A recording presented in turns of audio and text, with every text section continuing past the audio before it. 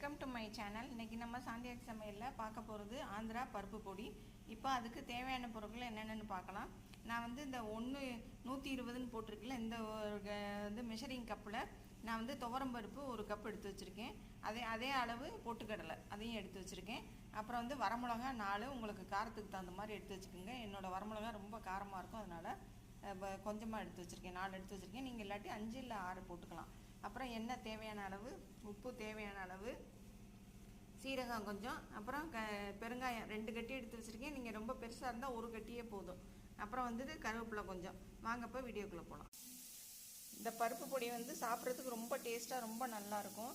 எல்லோரும் கண்டிப்பாக அதை வந்துட்டு செஞ்சு பார்த்துட்டு எனக்கு கமெண்ட்ஸில் சொல்லுங்கள். அப்புறம் என்னோடய சேனல் பிடிச்சிருந்தா லைக் பண்ணுங்கள், ஷேர் பண்ணுங்கள்.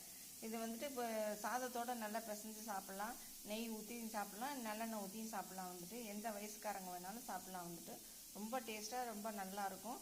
இதை வாங்க இப்போ எப்படி செய்யலான்னு பார்க்கலாம். எண்ணெய் நல்லா காஞ்சிருச்சு. நம்ம எடுத்து வச்சுருக்க 2 பெருங்காயத்தை போட்டு இதை கொஞ்சம் அரை வேக்காடை நல்லா வந்து வறுத்துக்கலாம். வறுத்துக்கிட்டு இதோட துவரம்பருப்பு போட்டு வறுத்துக்கலாம்.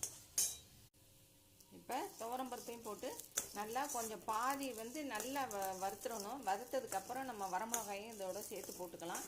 இப்போ இந்த பாதி வறுத்தோன்னு இப்போ காமிக்கிறேன்.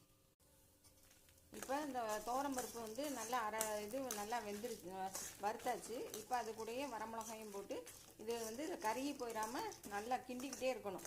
வந்துட்டு நான் வந்து கடலெண்ணெய் தான் ஊற்றிருக்கேன் இன்றைக்கி. வந்துட்டு நீங்களும் கடலெண்ணெயும் ஊற்றிக்கோங்க, அப்போ தான் வாசமாக நல்லாயிருக்கும். செக்கெண்ணெய் தான் ஊற்றிருக்கேன். அப்புறம் இந்த வரமிளகா நல்லா செவக்கட்டும். இந்த பருப்பும் நல்லா கருகாமல் நல்லா செவந்து வந்தோன்னே இப்போ காமிக்கிறேன். பருப்பு நல்லா செவந்து வந்துருச்சு. இப்போ இது கூடயே கருவேப்பிலையும் உப்பையும் சேர்த்து போட்டு வறுத்துக்கலாம். பருப்பு நல்லா செவந்து நல்லா வந்துருச்சு. இப்போ இந்த பொட்டுக்கல்லையும் போட்டு ஒரு பிரட்டினா போதும். பொட்டுக்கல்லை ஏற்கனவே வறுத்த பொட்டுக்கல்ல தான், அதனால் நல்லா வந்துட்டு ஒரு பிரட்டினா போதும். இப்போ வந்து நான் அடுப்பை ஆஃப் பண்ணிட்டேன். இப்போ இது கூடவே சீரகத்தையும் போட்டு அப்படியே இந்த சூட்லேயே கொஞ்சம் ஒரு நிமிஷம் அப்படியே வறுத்துக்குங்க. வறுத்துட்டு இதை வந்து ஆற வச்சுட்டு இப்போ காமிக்கிறேன். ஆந்திரா பருப்பு பொடிக்கு நல்லா வறுத்து வச்சுருந்தோம். இது நல்லா ஆறிடுச்சு. இப்போ இதை மிக்சியில் போட்டு நல்லா வலுவலுன்னு அரைச்சிட்டு வந்து இப்போ காமிக்கிறேன். இப்போ நம்மளுடைய ஆந்திரா பருப்பு பொடி சூப்பராக ரெடி ஆகிடுச்சு. எனக்கு இதில் வந்து கொஞ்சம் உப்பு பத்தாமல் இருக்குது, அதனால் இப்போ வந்து தூள் உப்பு கொஞ்சம் போட்டிருக்கேன். உங்களுக்கு தேவையான பார்த்து போட்டுக்கோங்க. அப்புறம் இதை நல்லா கிண்டி விட்டு கொஞ்சம் ஆற வச்சுட்டு இப்போ வந்து டிஸ்பிளேயில் வச்சுட்டு காமிக்கிறேன்.